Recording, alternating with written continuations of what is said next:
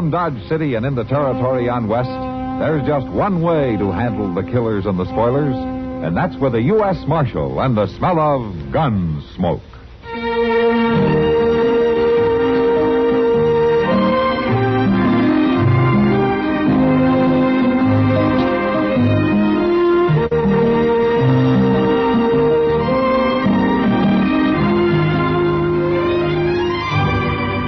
Gunsmoke, starring William Conrad, the story of the violence that moved west with young America, and the story of a man who moved with it.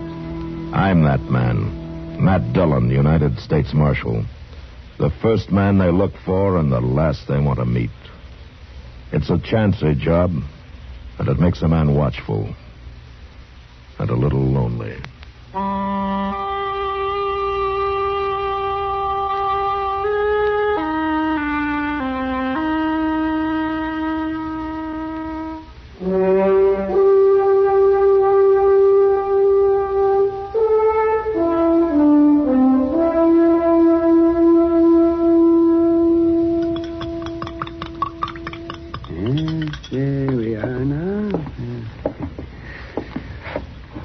Go, Job.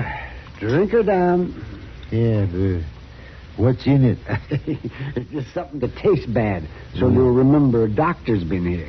Hey, go ahead, drink it.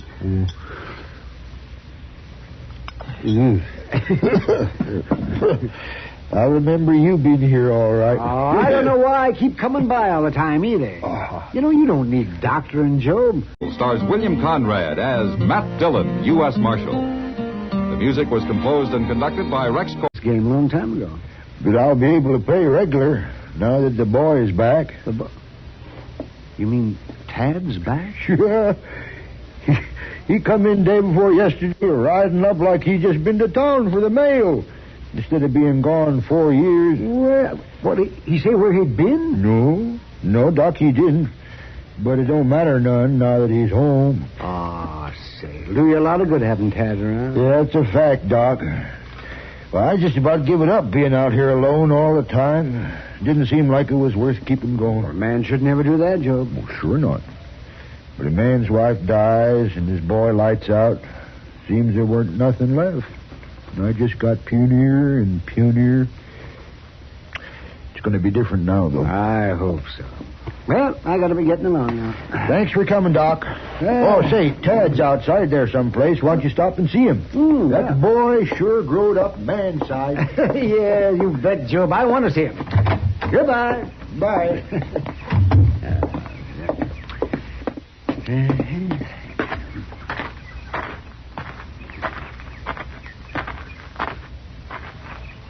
Oh, you Tad?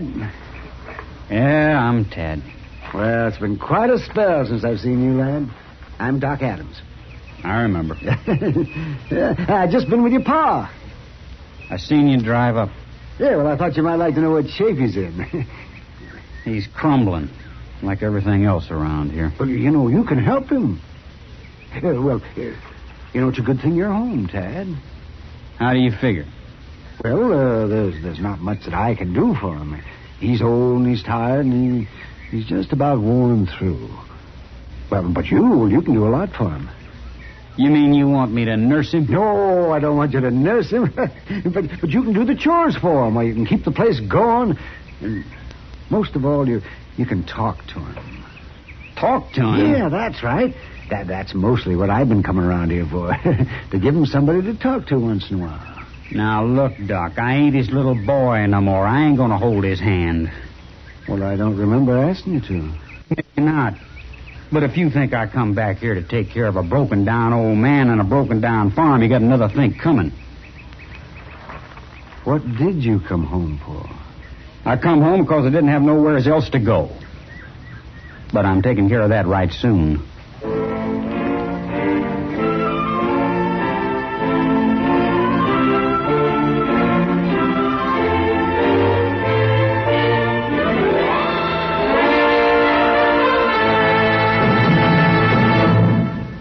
Another visit with Joe and Daphne Forsythe.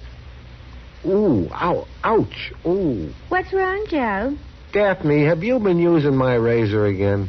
Just a little. I was peeling peaches. Oh, fine. Why didn't you change the blade? It feels like you've been sharpening pencils with this thing. Now, just a minute, buddy. It was you who said we could use more economy around here. And I've been saving wherever I can. And by shaving the skin off the peaches... But look at my face. Think how the Red Cross could have used all this blood. It's your own fault. You and your economy. Well, being penny conscious isn't such a bad idea. Not if you use common sense. Take savings bonds, for instance. Here it comes. Go right ahead and scoff. But I got 8 million Americans who agree with me. We all buy savings bonds on the payroll saving plan because we know that investing in bonds is the best way to use our money. We could use some of that money around here. Well, maybe, or maybe we just think we can. When we buy bonds, we guarantee we'll have the money in the future, when we'll certainly need it more. Stop waving that razor. You're splattering me with soap. Well, I don't mean to get excited, but who wouldn't? Where else can a man make an investment that's guaranteed to pay off $4 for every 3? And guaranteed by the credit of the whole U.S. of A. So there. Bravo! Bravo! All right. Now let me change the blade and get back to shaving. I think I'll stay and watch. Why? Because you're so cute when you cut yourself. Oh, fine.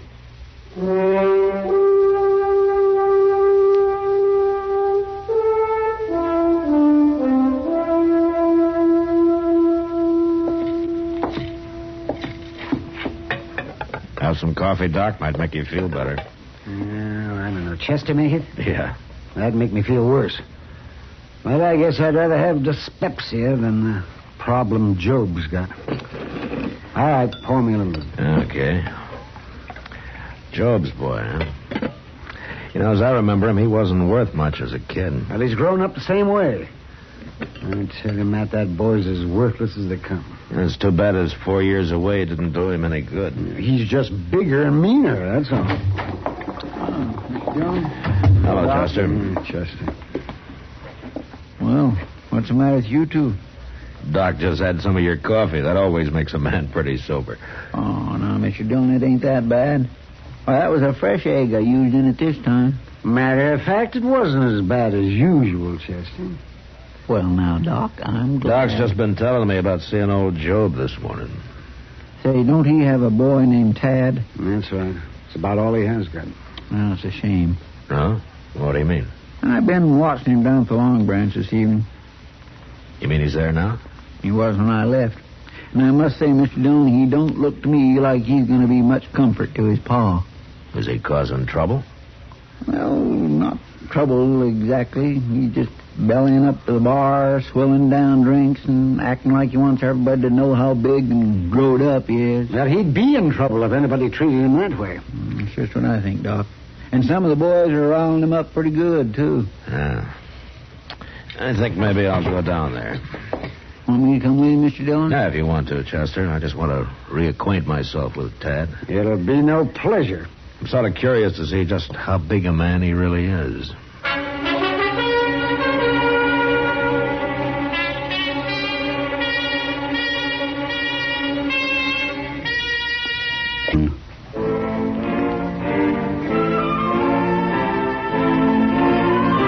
You move over, mister. All right, boy. There's room for both of us at the bar. Just don't crowd me. Ain't you Joe Parley's boy? Yeah. Hear your pa's been feeling poorly lately. Getting any better? I ain't noticed. He's real sick, ain't he? He's done. The place is done. Well, good thing you come home.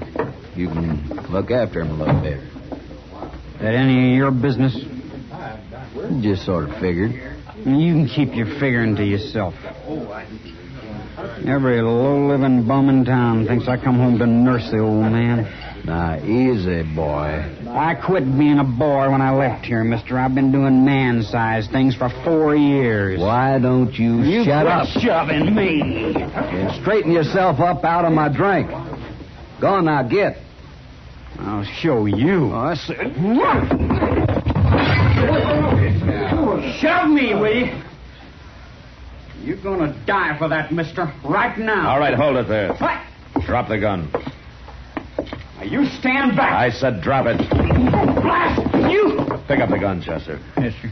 Give me that! You stand where you are. All right, Tanner, what happened here? I shoved him, Marshal. Why? Because he's a mean, ornery, no good, and I got tired of listening to him talk, that's all. I got a right to have my gun. Here, now you simmer down. You're Tad Harley, aren't you? How do you know? I've been hearing about you. Listen, Marshal. You got some special trouble with Tanner here? He's been crowding me just like everybody else in this town. Oh, about what? About the old man. About how I should be looking after him. Now, what's wrong with that? It ain't what I come here to do, that's what's wrong with it. And it ain't nobody's business what I do. Not as long as you mind your own, it isn't. You got no call to tell me what to do, Marshal. I'm not telling you what to do. I'm telling you what not to do. You gonna give me back my gun now? All right, give it to him, Chester. Well, I don't... All right. Someday this town's gonna find out about me. Find out good.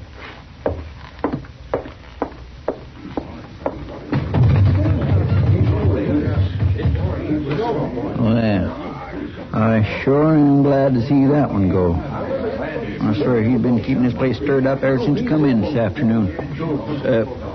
Let's have us a beer, Mr. Dillon. All right, Chester. I'll be proud to buy. You will? Yes, sir. Well, good. Hey, Sam, a couple of beers, huh? 2 beers.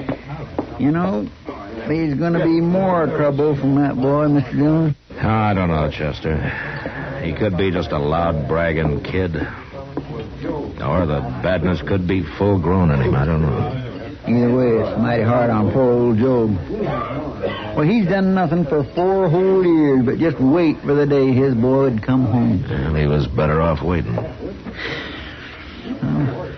I wonder when Job will find out this boy's no count. Well, Job's old and sick, but he's not blind, Chester.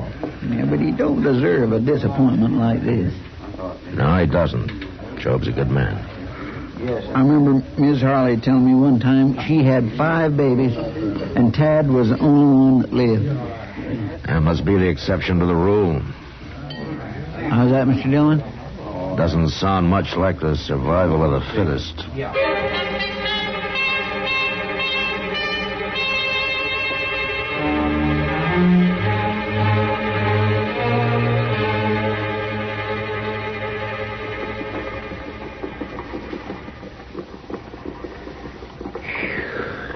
I swear it's so hot. Man works up a sweat just whittling. With the sun burning down like this, Mr. Dillon, makes it hard for a body to remember the cold and shivering misery of the wintertime, don't it? You suffer pretty bad in the winter, don't you, Chester? Well, I guess I don't exactly suffer. But wouldn't you think there'd be some way of taking some of this heat and packing it away so as you could spread it around in the wintertime? You work on that, Chester. We sure don't need it all today. Yeah, that's a fact. Say, you know, then maybe they could save up some of the cold of the wintertime and use it on days like this. I'm going to spell you a riddle, Chester. They already do that. They do? Sure, in a ice house. In the... Sure, in an ice house. Sure enough they do, don't they? Look, ain't that Lynn Baylor riding up there? Yeah. Hello, Marshal. Chester? Hello, Len. Oh, Lynn. Say, Marshal, I just come by Job Harley's place. He's awful anxious to see you. Oh, what's the trouble? He didn't tell me, Marshal. He just said to ask you to come out there right away. Oh, my. I hope that boy of his ain't been acting up none. Well, I better go out there and see, I guess. You watch the store, will you, Chester? Yes, sir, I will, Mr. Dillon.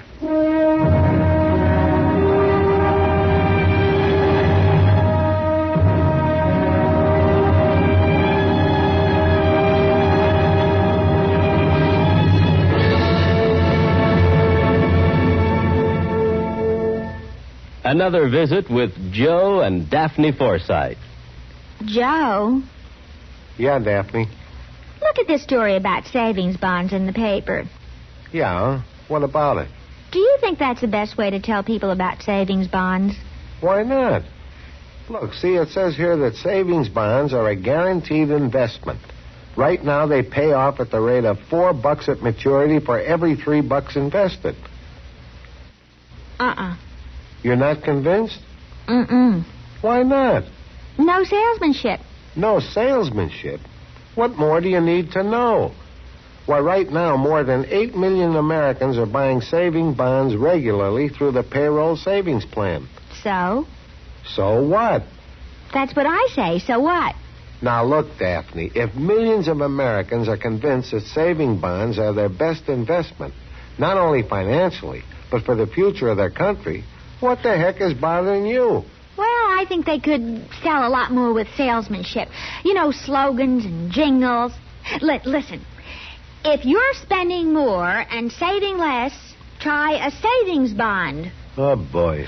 Or maybe savings bond pay good, like an investment should. Daphne. You get a lot to like in a savings bond. Interest, earnings guaranteed. Wow. Well, did I sell you? Yeah, but I forgot what it was you were selling. Savings bonds. I'll take 100. Oh, Joe.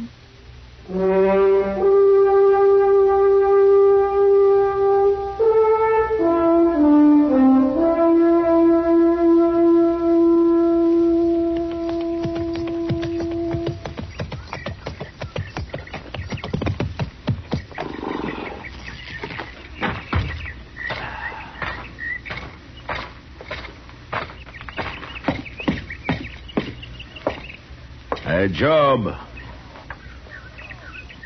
Hey, Job. Matt Dillon. Yeah. Come in, Marshal, come in. Hey, you got trouble out here, Job? Sure, I'm glad you could come out, Marshal. Been wanting to see you. Oh, what about? Sure is a bright, hot day, ain't it, Marshal? Yeah. I don't take to the heat as well as I used to. Job, you didn't call me out here to tell me it's hot. What's on your mind? Is it about your boy? You seen him, Marshal? Yeah, a couple of weeks ago. The Long Branch. He's growed big, ain't he? Too big, maybe, Job. Is he here? He's gone off. You know anything about raising boys, Marshal? Yeah, it's a little out of my line, Job. Well, the man wants his boy to carry on all the good things he's got, none of the bad. Yeah? That's a pretty big order, isn't it? Well, that's what a man wants for his son. To be good. To be better than he was. Yeah, some boys never grow up to be the men their fathers were, Job. It ain't easy raising them. Man don't want to mother his boy to death, nor ride herd on him too much neither. You gonna tell me something, Job? What's a man to do when he finds his son has just picked up all the bad ways and none of the good? What's a man to do then, Marshal? Let go of him, Job. But a man's son, Marshal, he's carrying his name. He can't let him carry it to perdition. He can't hurt your name, Job, only his own. That ain't true, Marshal. I ain't been much. The people I come from weren't much neither. But we always kept the name clean, Marshal. What's Tad done, Job? Where is he? A man don't expect his son to strike it rich, maybe, but he expects him to keep the name clean. Job, will you tell me? Well, tell you what, Marshal. Why did you call me out here? You just didn't want to talk about your boy, did you? Marshal, I always like to talk to you. You've always been a good friend. I am your friend, Joe, but you better start talking straight or I'm heading back to town. You're going to find out, Marshal. Mr. Dillon? What's Chester doing out here? Yeah, what's the matter? Mr. Dillon, there's just been a holdup, Benny. What? Any shooting? Yes, sir, there was. Well, how many were there? Just one. You get away? No, sir, Mr. Harley, he didn't. Was he hurt? Worse than that. Mr. Dillon. Well, who was it? Well, he's dead, ain't he? Tad's dead. Tad? Was it Tad, Chester? Yes, sir, it was. I'm sorry, Job. It had to be. You don't seem surprised. No, Marshal. I've been seeing it coming. Ever since the boy come home. He was bad clear through, Marshal.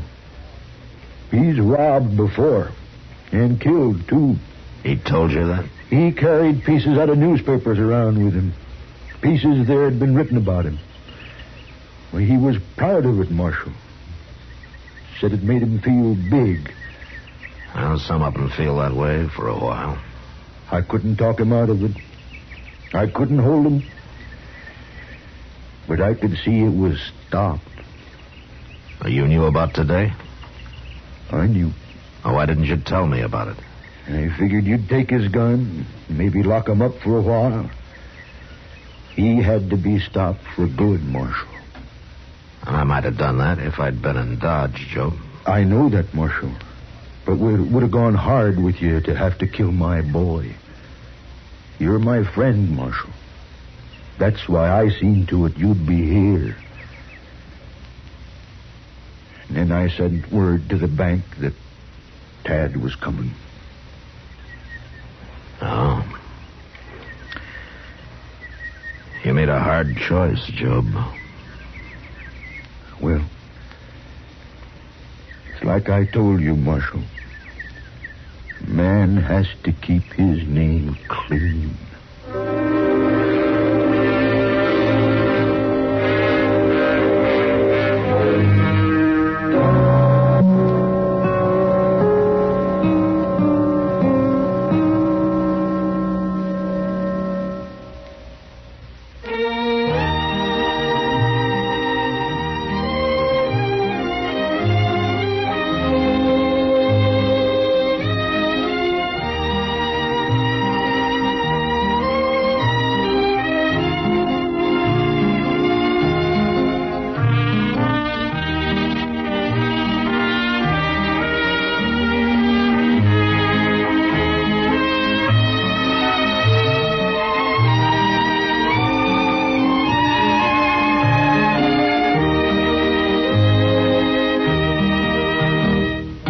Gunsmoke, produced and directed by Norman MacDonnell, stars William Conrad as Matt Dillon, U.S. Marshal. The script was specially written for Gunsmoke by Les Crutchfield, with editorial supervision by John Meston. The music was composed and conducted by Rex Corey. Sound patterns were by Ray Kemper and Bill James. Featured in the cast were Parley Baer as Chester, Howard McNear as Doc.